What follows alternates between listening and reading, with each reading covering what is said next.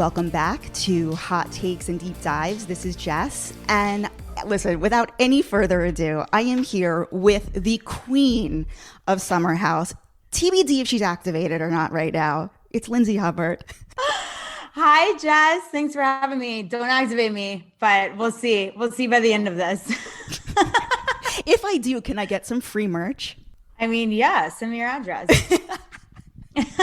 How are you? How are you feeling today? I'm good.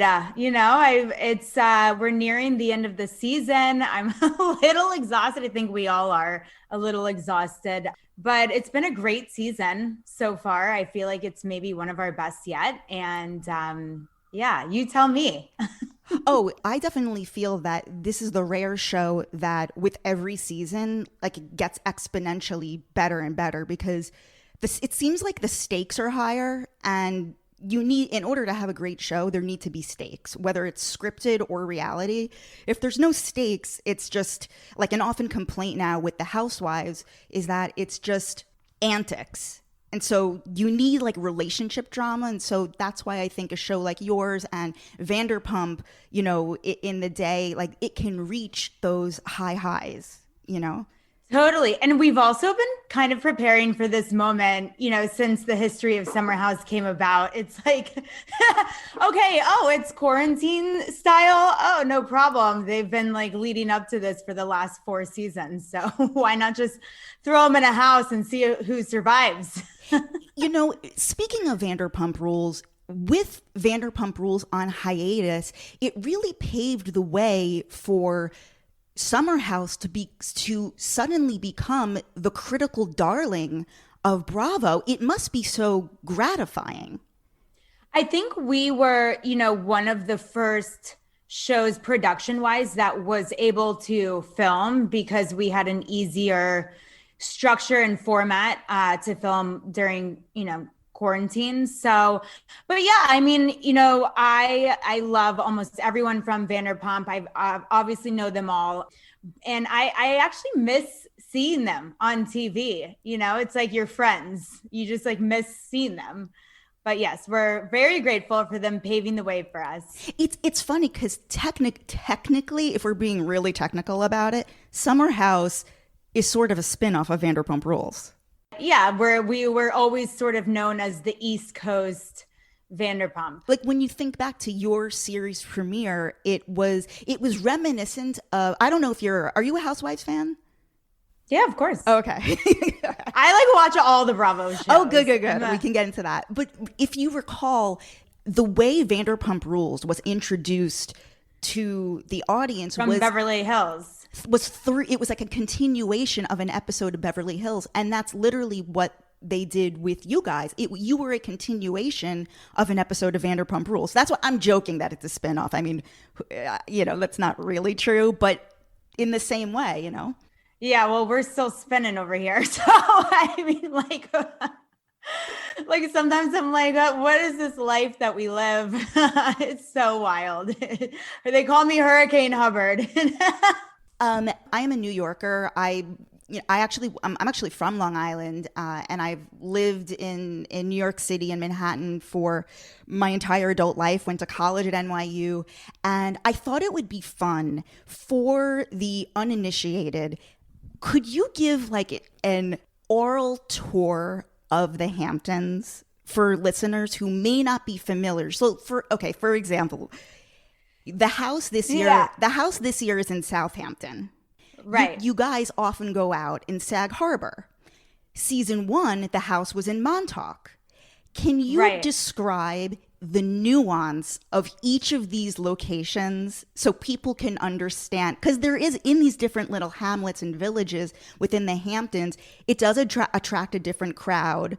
If you could, if people are looking, okay, I'm going to the Hamptons this summer, where should I go out? Can you give a little itinerary, a little tour?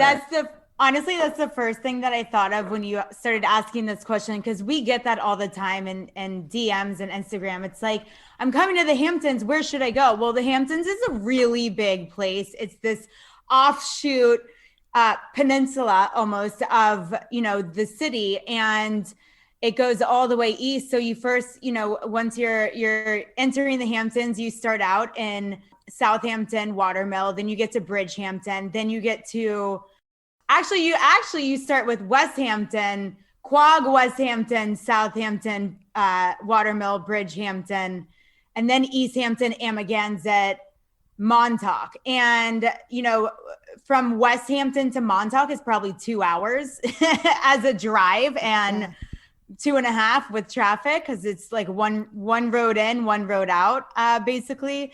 And, I would say like the most luxurious part of I don't know, they're all pretty, high end. I think honestly, Quogue has a lot of expensive properties. Watermill is known for being... Cindy Barshop from Roni put Quogue on the map. Oh, really? Oh, yeah. It was a whole thing. I mean, Quogue is absolutely stunning. So there was an episode of Real Housewives of New York. Cindy Barshop was like a 1-season Real Housewives of New York. I remember. And in the episode, she takes all the women to Quogue, and Ramona Singer has a fit. She's like, I'm not going to Quogue. She's like, why would I go to Quogue? I have a house in Southampton. And it was a big thing of like, Quogue is shitty, but you're here to dispel that rumor. Well, honestly. And like a lot of middle-aged women and men come up to us and they're like, when I was your age, we did the exact same thing, but in Westhampton. And then it sort of moved all the way to the east, which is Montauk, Amagansett. Like Montauk is a little bit more of a younger, mid-20s to mid-30s type of crowd. That's where we typically, used to go out all the time. And so, every Hampton has its like little thing, whether it's shopping or Main Street. Sag Harbor has like one of the best main streets in my opinion, and it's super close to the water, beautiful waterfront, restaurants. So, it's, you just determine like what you're looking for out of your weekend. If you want to party, go to Montauk. If you want to have a chill, more of a chill weekend, stay in a nice big mansion in the woods in Bridgehampton. Totally. In fact, Sag Harbor, it's one of the only areas in the Hamptons where it's preserved as like a historic location. Like they won't allow a Starbucks. Like there's no chain stores. It's all like local shops. Yeah. I love that. Especially when we're running around like the bars of Sag Harbor. Like my favorite thing to do is go to a dive bar. The Hamptons is so special. I've been going since 2007 when I interned in New York City. I was interning at a PR firm, and I don't think a lot of people know this about me. So I came to New York between my junior and senior year of college. And interned at a PR firm. You don't make money as a PR intern. And I had to supplement my income in some sort of way. I met a club promoter, and he had me working as a VIP hostess at a club called Star Room in the Hamptons during my entire internship. And that was 2007. And what was your first impression of the Hamptons? Because there is the reputation that it's too bougie and all of that. Like, what was your impression of it first summer out? Yeah, listen, the Hamptons, of course, like it's a little bougie. It's like one of the most expensive places to live in the world, but when you get a group of friends together, which is how we started, you get a group of friends together, you share the cost of that bougie house, then it makes it a little bit more attainable and affordable for people in their 20s and 30s. And you get to live that lifestyle before you even fully understand what the lifestyle is. And, of course, as with anything, can have the label of bougie, but I think it's just depending on who you share those weekends with. 100%. Totally agree. Can we get into your career as a publicist owning your own PR firm? Sure. So I'm curious to know, I know that you started out working for another company. Like you went to school for PR, you majored in relations, I assume. Yeah. I'm one of the few that actually majored in public relations and did what I went to school for. I know it's kind of like that joke, everybody majors in communications, and it's like, okay, well, you can do nothing. Yeah. So do you remember the specific moment? Like, what was the aha moment when you were like, you know what? I'm going to do this on my own. I'm going to strike out on my own and open my own firm without the security of a guaranteed paycheck, a boss coaching you. Like, what was that moment? Yeah, so a lot of people don't know this either. Wow, you're getting so many exclusives today from me. So I majored in PR at University of Florida, graduated, and 3 days later moved to New York. Lived in New York for a year, worked at a PR firm, moved to LA and lived in LA, worked for a different PR firm out there for 3.5 years. And then, around 2012, my boss at the time was shipping me back to New York because she needed me to run our New York office. And then in August of 2014, which was about 2 years before we filmed season 1, I had a boyfriend who happened to be a chef and owner of a few different restaurants. And he was the one who really, really pushed me to go up on my own. He saw me working, my butt off for all of his clients or his venues that were clients of ours, and then saw me working around the clock for every other client that we had at that agency. And he just was like, what are you doing? Like, you can do this on your own. And I was like, I'm scared. Like, I know my weaknesses and I'm good being front of house and, like communicating and client facing and talking to the media and creatively pitching, but I'm not good at, taxes and payroll and insurance and, the business side of things. Like, I don't even want to deal with that. And he was like, okay, look, I know I'm a chef, but I also worked at Goldman Sachs. I was in finance for a while. So let me help you run the back end of the business. And that's really how I started. And then 2 years later, we were on and off as a couple, and we just were going in separate ways. And that's what you guys saw season 1 was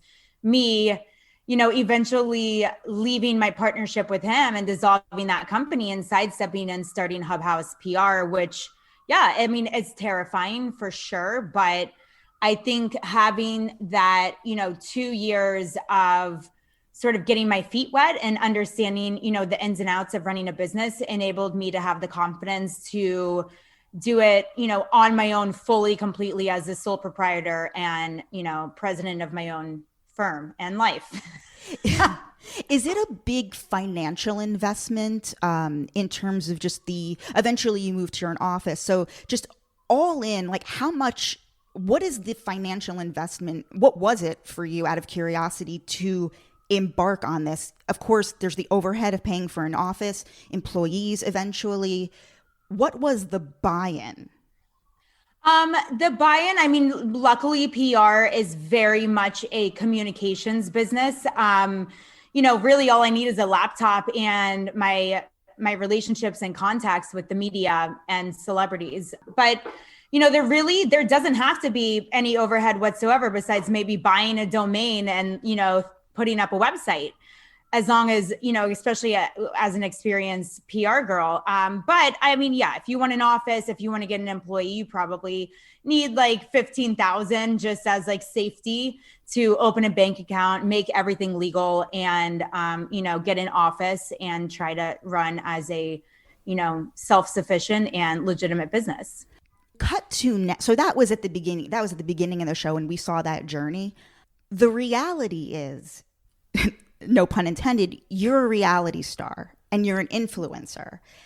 How do you use this angle as a sales pitch? This has to have blown up your business because you're now a known person. Like, how do you use this to your advantage when it comes to your actual personal PR business?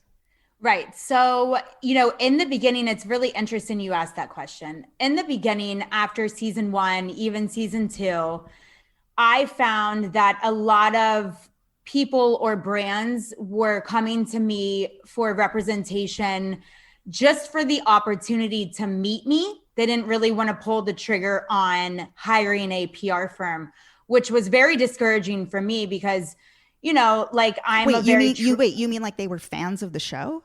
Yes.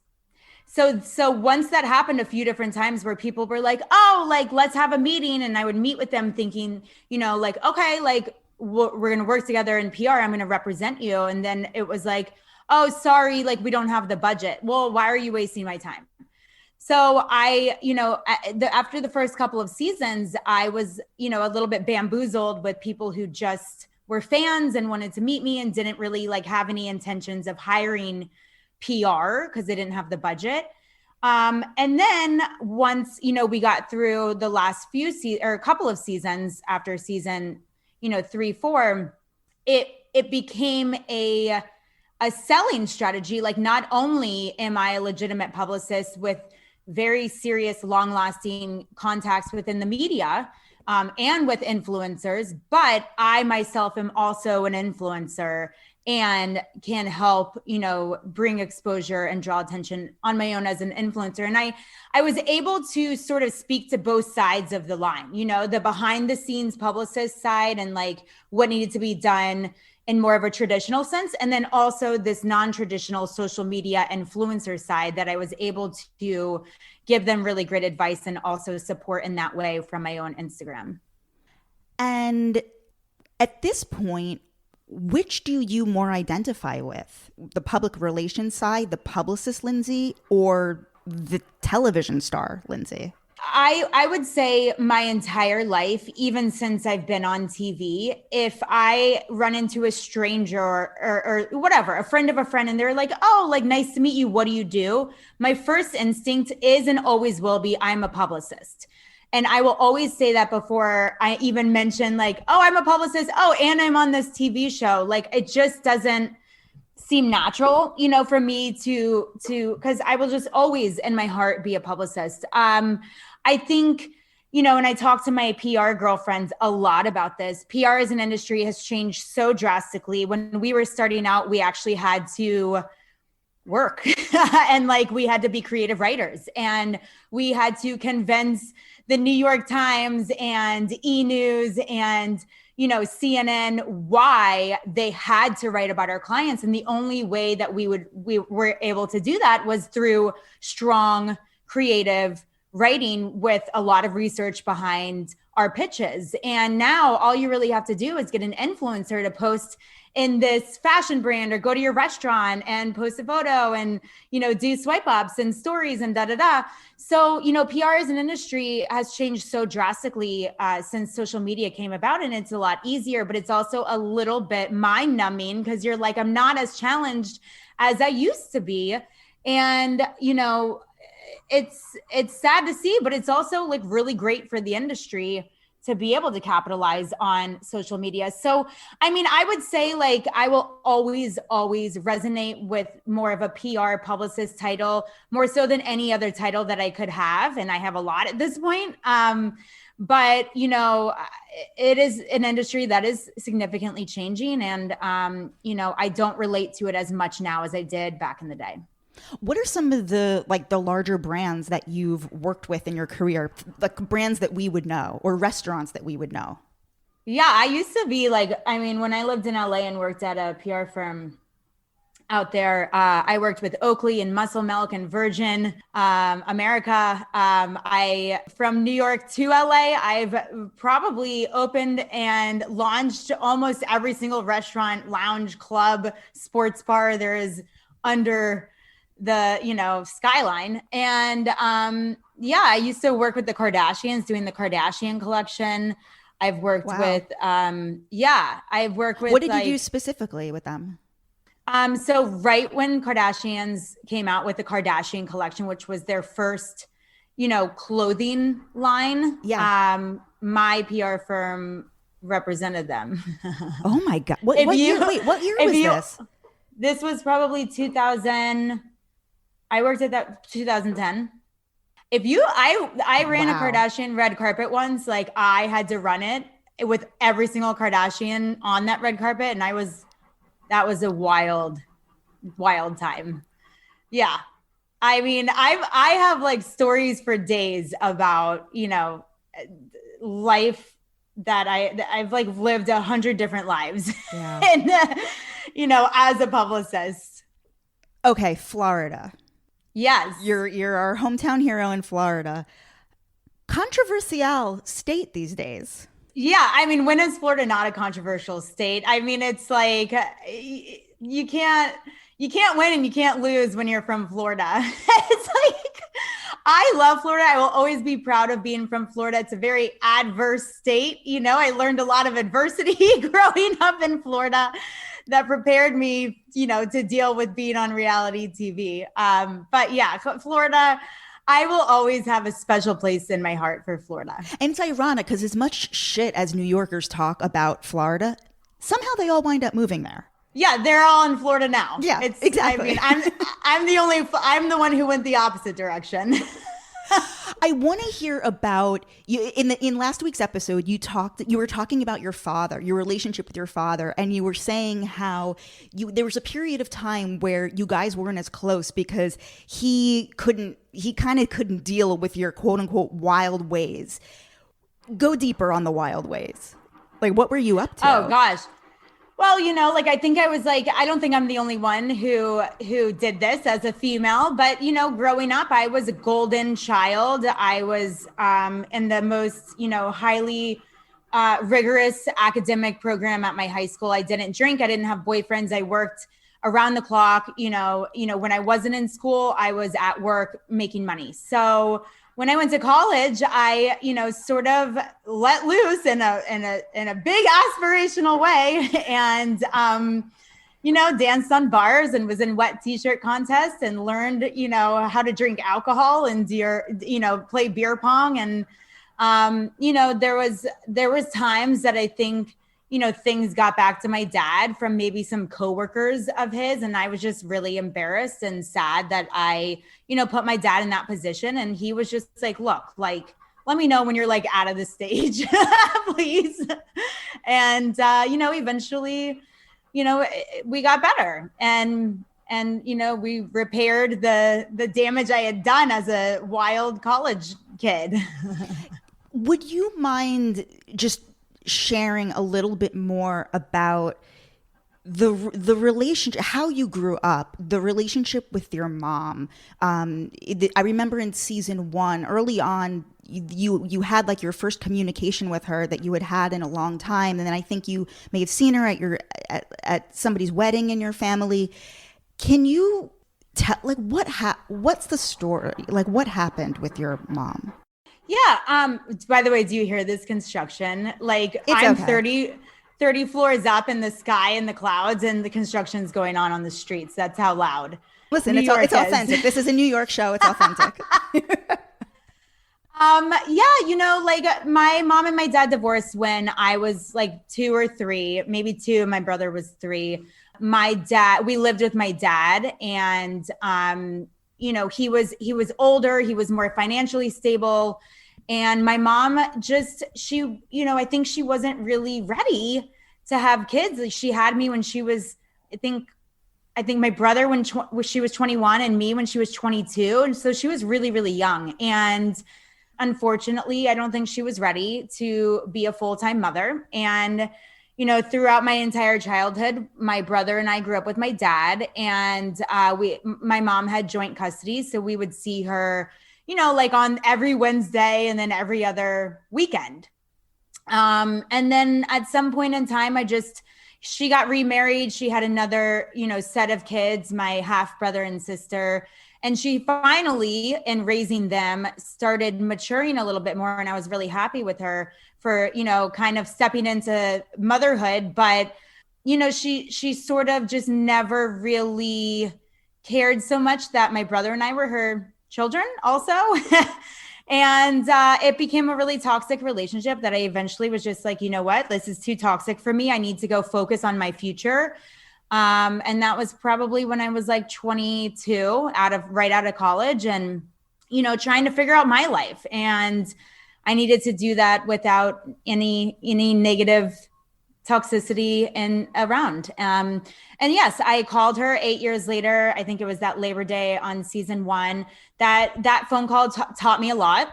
I know you guys couldn't really hear it because I wasn't willing to call her on speakerphone. But for me, it was important. I had question marks in my mind up until that point. And then when I finally called her and talked to her, it was just pretty clear that like, she just was very much still like, didn't really care about like what was going on in my life, and that I had just turned 30 and I was like super in love with my boyfriend and moving in with him. And it just seems like, okay, well, I've already filled this void, of this mother figure, maternal figure in my life. I have a stepmom who's a phenomenal woman, and I have an aunt who's super loving and giving. And that was it. I didn't really, I think after so many years, you're just like, I tried and tried and tried. And listen, this is part of the reason why it's hard for me to give up on relationships, is because I tried so long with my mom until I couldn't do it anymore. And, that was 22 years of my life. Yeah. Did your Aunt Rhonda, so your Aunt Rhonda is your father's sister? My dad's sister, yeah. Did she ever try to help mend the relationship, or did she just leave, was she just hands off? She wasn't like close with my mom. Oh, okay. Yeah, because it's my dad's sister, right? And they had divorced when I was so young. So I think once my dad and my mom divorced, I don't think my aunt really had too much of a relationship with her. So she didn't try to mend it. But I do know that in college, during my strained relationship with my dad, and I was kind of like, flailing in a little bit of different directions and trying to figure out my life, my aunt was like, okay, I'm going to be a strong female role model for you because I think that's what you really need. And you don't have that. So I'm just going to go ahead and step in. So it wasn't like she tried to mend that relationship. I think she knew like that she just needed me to step in as a strong female. That's amazing. Like you're so lucky that you have both stepmom and so a wonderful aunt. Like it's great. Yeah. Yeah. And, I mean, that's why I wound up getting this tattoo, is because I just was like, it's always remember the female symbol. Yeah. The woman female symbol. Yeah. So, I mean, yeah, I got this tattoo a lot to commemorate, like, and be just like, always remember, like, I can be hard and have a lot of strength, but always like, keep a feminine softness that, helps myself and others relate to me. Before we jump into Summer House and, the varying relationships inside there, real quickly, Hub House, where does this name come from? I know it's the name of your PR company, but was this always a nickname? Okay, so I started Hub House PR season 1, and it was an homage to my grandparents. They used to have a bed and breakfast in North Carolina called Hubbard House for years and years and years in the mountains of Hayesville, North Carolina. So it was like northwest North Carolina, kind of in the middle of nowhere. But yeah, they had a bed and breakfast. I was very close with my grandparents before they passed. And I always wanted to just sort of commemorate them, and especially if I ever get married and change my name, or if I don't have kids. And I just wanted to always keep the Hubbard name alive, but, modernize it a little bit. I love it. A lot of people call me, like a lot of my friends call me Hubs. So I was like, let's just call it Hub House. Also, Hub was sort of, that is like the center of any sort of like universe that takes place in like a moment in time, or communication, like the communication hub. So it worked for a PR firm. It was like a play on the word hub, and it's perfect. Yeah. You lucked out with the last name. It's great. I really did. I don't think I'll ever give it up. And Carl was so cute because once he just like really wanted to support me, so he would only call me Hub House, ever since I started my PR firm. And even now to this day, if he calls me Lindsay, I'm like, what did I do? What did I do? You didn't call me Hub House. I don't know what I did. Okay. Speaking of Carl, I'm sure I'm not the first person or the 100th to tell you this, but I care deeply about Carl's happiness as well as yours, and I really feel that the two of you should be together. I know, you and the rest of the world. I mean, this is how we got together in the first place, right? It's like, you know, we wound up, I think season 4, we wound up single at the same time and going into the summer, you know, of Summer House. And we were posting photos on Instagram, and all of these fans and viewers were like, please, you guys need to get together. You guys need to get together, you know, and it just like, you start to like think, oh my God, like, should we, you know, like maybe we should, like everyone else sees something that we clearly are not seeing. So that's when we decided to give it a go. So it was literally because the fans were shipping you? No, Carl and I have the most fun together. We have the exact same sense of humor. We're very, very close. You know, we share similar opinions about a lot of issues in the world. And we've been through this since day one together. And, you know, we started getting close and close and closer and closer as the years went on, you know, and like when you have 3 OGs, you know, me, Kyle, Carl, and Kyle has Amanda, who's been around since season 1 as well. It was only natural for Kyle and Amanda to go to events together, and Lindsay and Carl to go to events together and hang out and support each other and watch the episodes together and, you know, just really like try to help each other through this like weird life that we live. So, you know, that's how it started. And we just eventually got closer and closer. And then by season 4, we wound up single at the same time. And then we were posting photos and like everyone was shipping us, and we were like, okay, like, should we try this? Like, I don't know. And then we did, and then that didn't work. And like, you know, and it took about a month for me and Carl to really like get back into like a friend, like a place where I felt like we could be friends again. I think it was when he dressed up as me for my birthday. And I was like, okay, we can be best friends again. And yeah, we've been through a lot together, and I love him so much. And I am so proud of where he's at right now. I've never seen anything like it. You know, I know that he, you know, was during, you know, doing this like sort of like sobriety test in like, you know, during the time that COVID hit, you know, March, April, May, and he was like adjusting his relationship with alcohol. But then for him to sort of fall off the wagon and get back on again for a second time and take it even much more seriously, and like, you know, to where he's at now and the way that he is taking care of himself now is just so profound to see. And the fact that he's maturing into a wonderful role model for, yes, I think, young guys who, you know, for young straight guys, I guess, just to just well, for generalize anyone, you know, yeah. Listen, COVID was really hard for a lot of people. And I don't know, it just was like so astonishing to see like how he did it on his own. And like, yes, of course, he has like a huge support system, but he did it. And then he's also still able to like, he's just become much more of like a phenomenal friend. And, you know, he's always been a great son to Sharon, but like an even better son and an even better friend and an even better like employee for Kyle. So this begs the question, would you ever be interested in the new and improved Carl? I will always love Carl. I think that, you know, we're just like so close now. We hang out all the time. And we have the most like loving and caring and adoring friendship that is filled with support and love. And I don't think either of us are ever willing to destroy that, because that right there is really hard to find. And even if I am a girl and he's a guy, and maybe we did have a romantic stint, you know, people can go back, and we were able to do that. And I'm so blessed and thankful that, you know, we were able to go back to our friendship and then nurture that. And we came out stronger in the end, and even stronger and even closer now than we've ever been before. So I want to tell you guys about this great new jewelry company that I think would make a fantastic Mother's Day gift.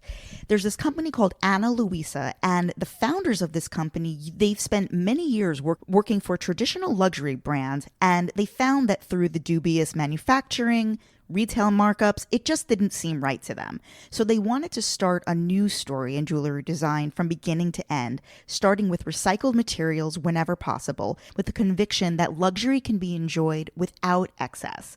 I personally love rings and necklaces that are chic, timeless, and long-lasting. They're not going to fall apart, and that's exactly what I found with Ana Luisa jewelry. So here's the deal. They're having a Mother's Day sale. The sale is 15% off all products starting April 12th. These pieces are fantastic gifts either for yourself, your mom, or just anybody in your life that you love. The other thing that I look for in jewelry is a fair price.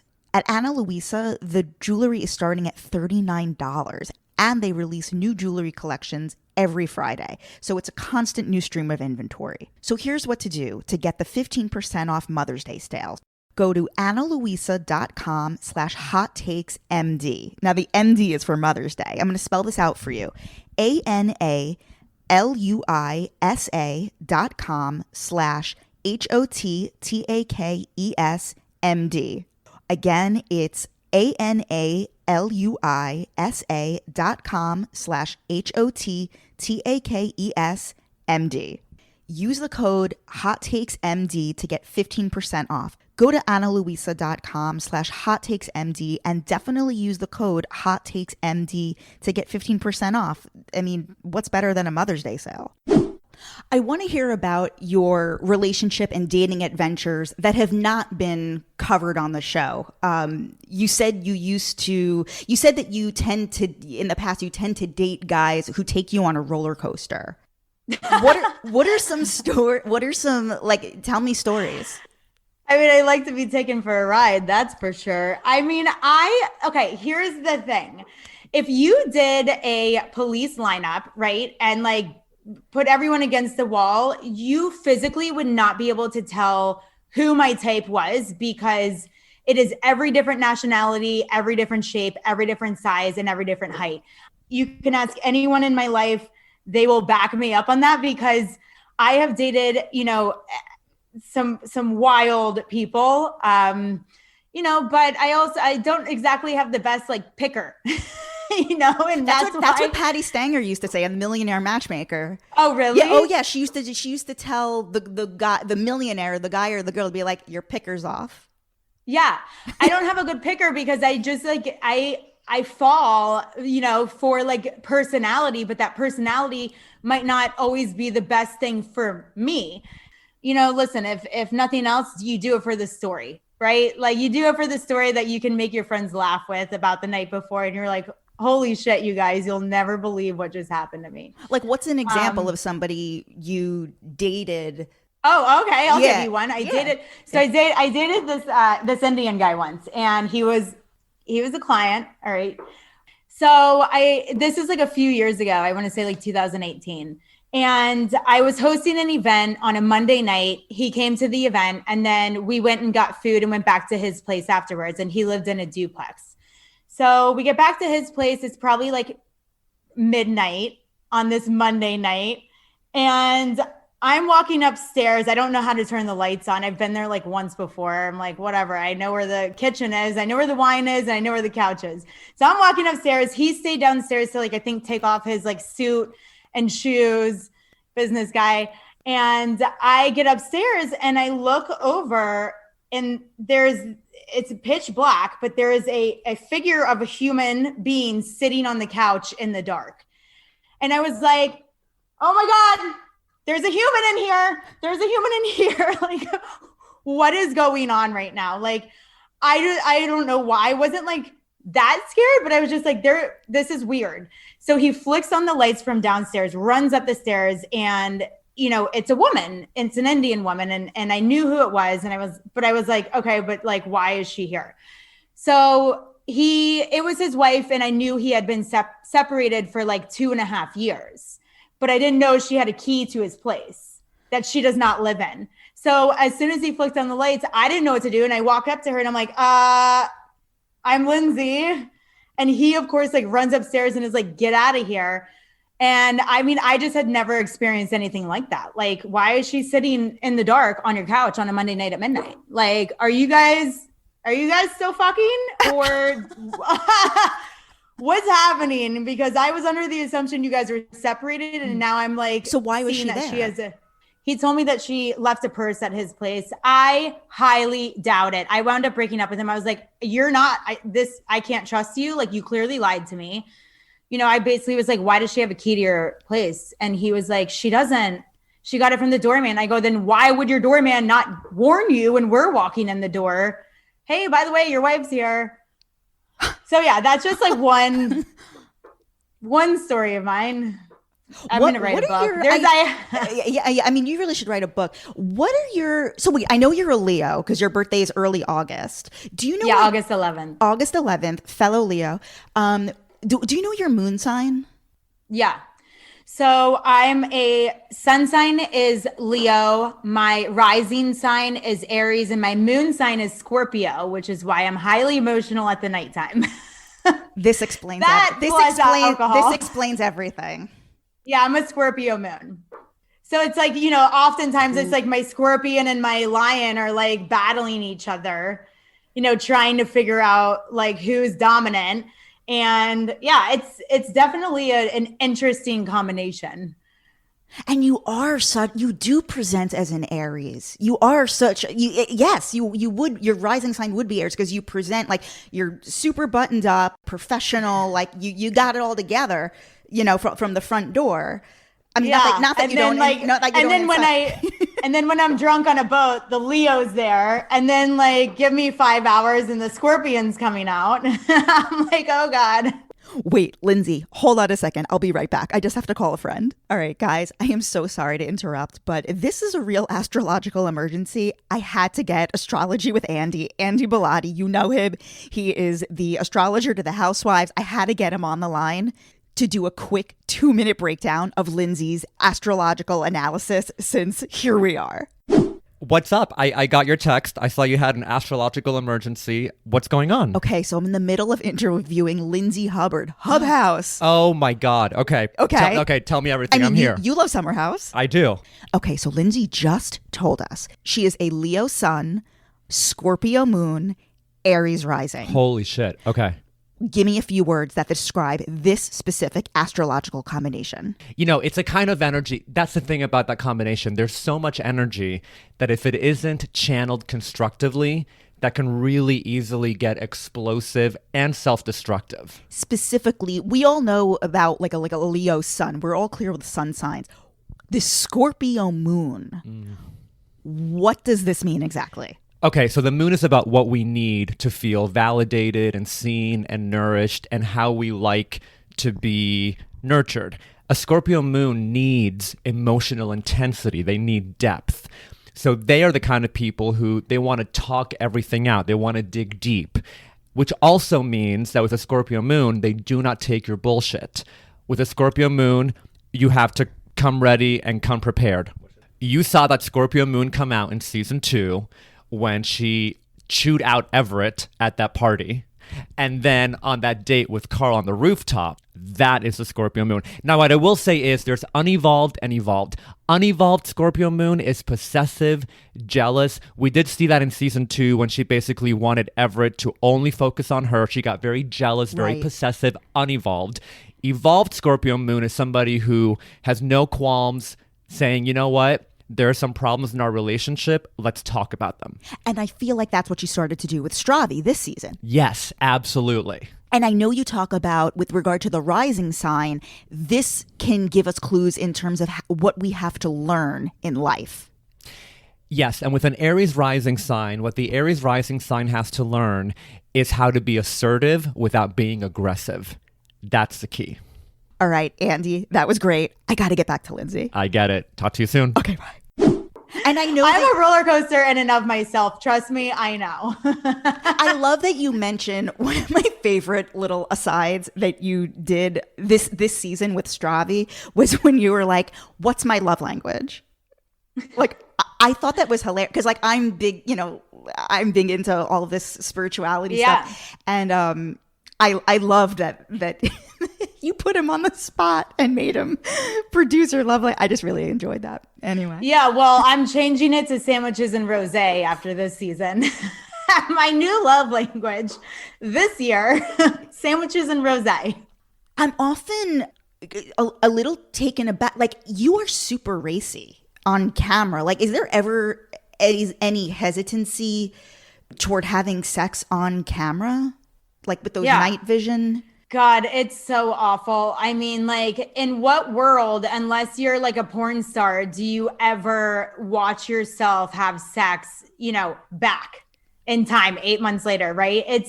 I'm always very, very nervous about watching my, like more intimate, more sacred moments, and it's tough because on one side of it, you're like, oh, like this is my boyfriend. I'm not going to go 2 months in a house without having sex with him. That would be weird, but on the other hand, it's like, oh, but like the entire world's watching, and then eventually you just get drunk and do it because whatever. But listen, when I'm in a relationship, I am very sexually active with my boyfriend. And I think that's normal. And yes, it sucks that I have cameras watching me, but, I cringe through those moments and I'm like, oh God, no, please, no, turn it next, like go to the other person, But I don't know. Maybe one day I'll learn. Certainly my dad is not allowed to watch this show. He learned his lesson the hard way after like season 2. When you watch because you just mentioned watching yourself, and I'm sure it's a different experience to watch yourself on TV versus living it in the moment. With regard to some of the fights with your boyfriends, when you watch yourself back in those moments with whether it be Everett or Stravi, are you ever able to see their point of view when you watch it back? Sometimes. And there's like a lot of times in my fights with boyfriends, whether it was Everett or Stravi, there's a lot of moments I'm not proud of and getting activated while I'm drunk and like, whatever. But I think that's what happens is I'm less able to articulate myself when I'm angry or activated or upset. And, a lot of times, like with Stravi, he wasn't listening to me for basically our entire relationship for an entire year up until that point. And at that point, I was just like, dude, do I have to raise my voice for you to listen? Like, why are you not listening? And what should have happened is I should have broke up with the guy after, the first time that I wasn't getting what I needed out of the relationship. So there's a lot of like moments where I cringe and I'm like, yeah, I can kind of see, if someone had a point, but I can see my point more. So there's that. A good friend of mine who my audience knows very well, Jamie Stein, he has a patented theory that Hannah is the true villain of Summer House. The way he explains it is that last season, Hannah would play you and then Paige and Amanda against each other.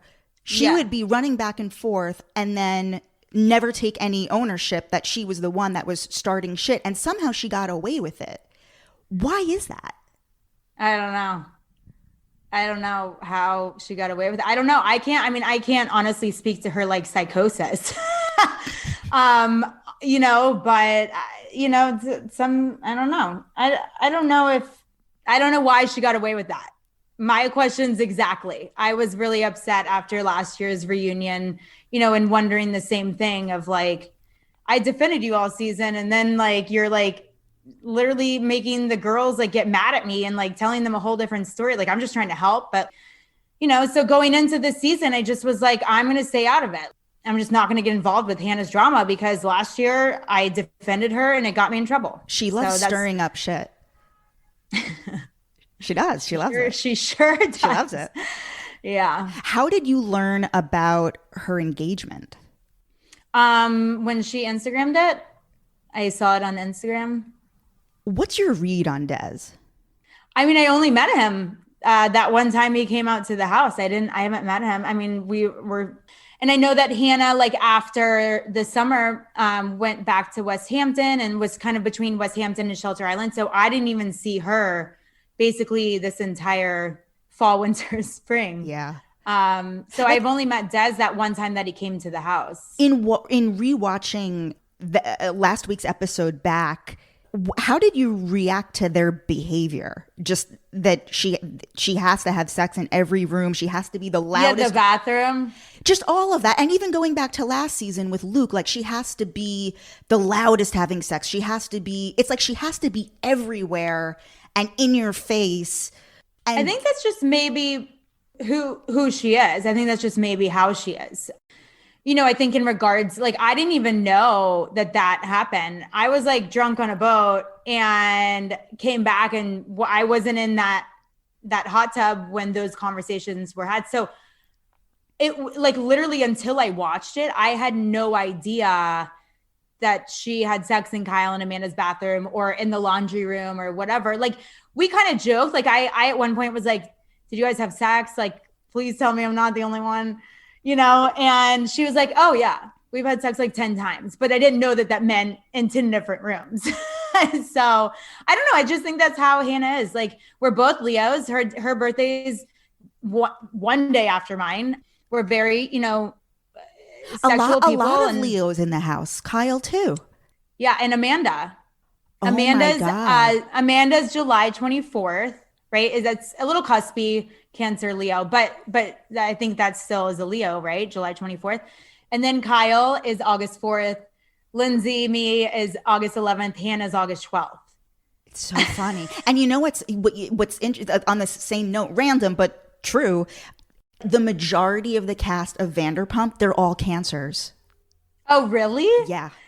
I get along with Cancers. Maybe that's why I get along with that whole entire group. Yeah, they want you know, family and closeness and intimacy. Kyle and Amanda, well, this really speaks to you as well. You, Carl, and Kyle and Amanda, they are going to get married, and presumably they're going to start having kids.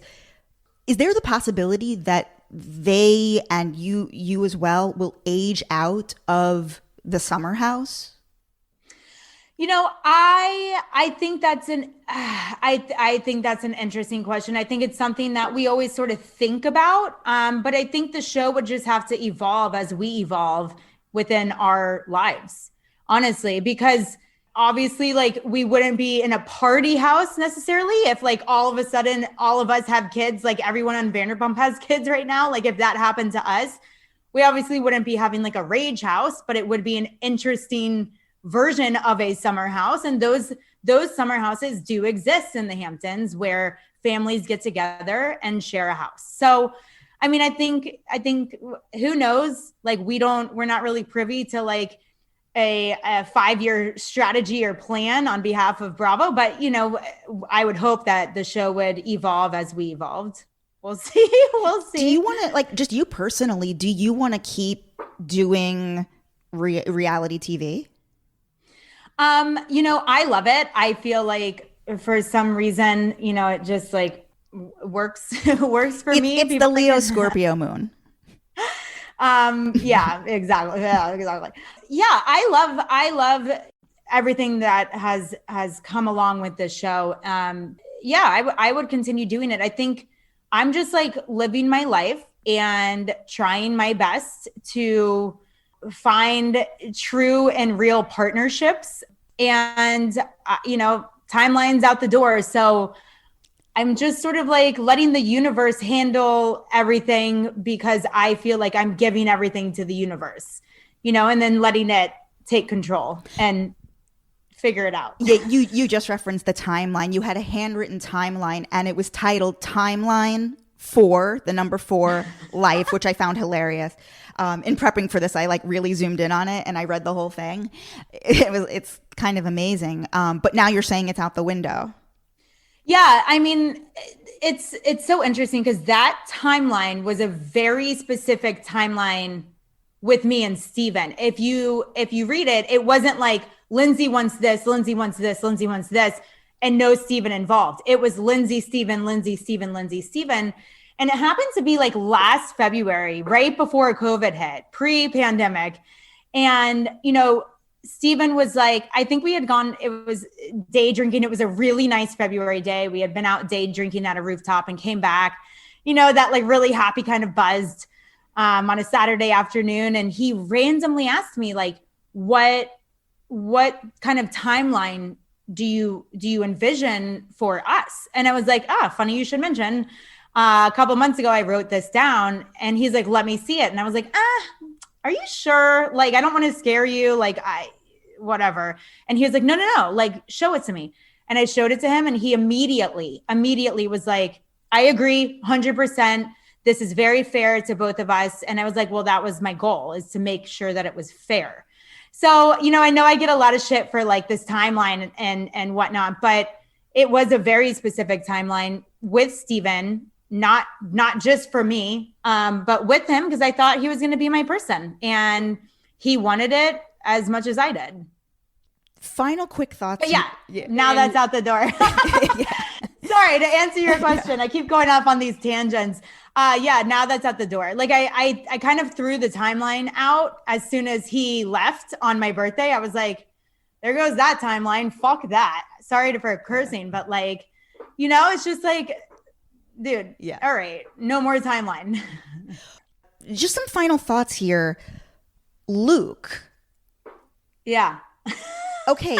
What do we make of this quote unquote psychic who DM'd Hannah conveniently, giving this, a psychic, like an Instagram psychic. We're supposed to believe, like she thought that you would believe that.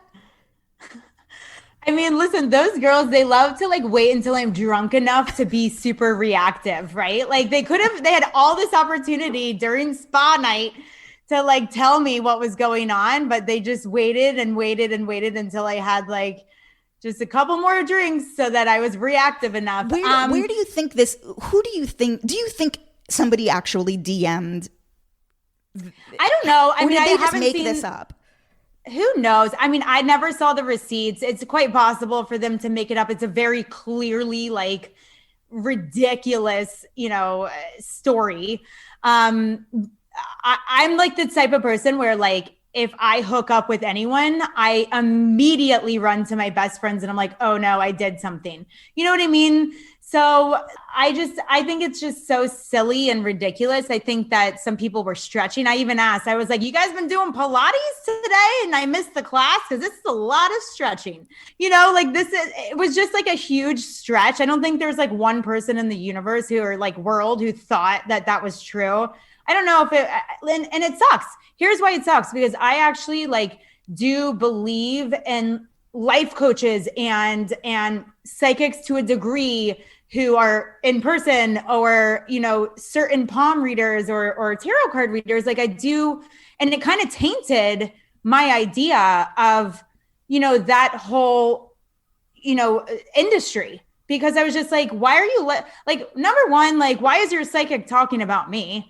Let's just start there. Why is she not, isn't a psychic supposed to tell you about your life that's in the future? Exactly. Not about okay, we can stop at number one because it's just so ridiculous. No, go on. No, I find this really interesting. Oh, yeah. Number one, I mean, why is your psychic talking about me? Number two, I think that you should maybe replace your psychic with a life coach. Number three, at that point, I had never hung out with Luke ever in the city without Stravi being there, ever. And also, I had just broken up with my boyfriend. So now you're accusing me of cheating. And I'm a fiercely loyal person, even if I probably should have cheated on that guy and I never did. To attack my character out of thin air when, not even Hannah believed it as this was happening. It was just you're just attacking my character for the fun of it, just for fun. You just want to make me look like a bad person for fun.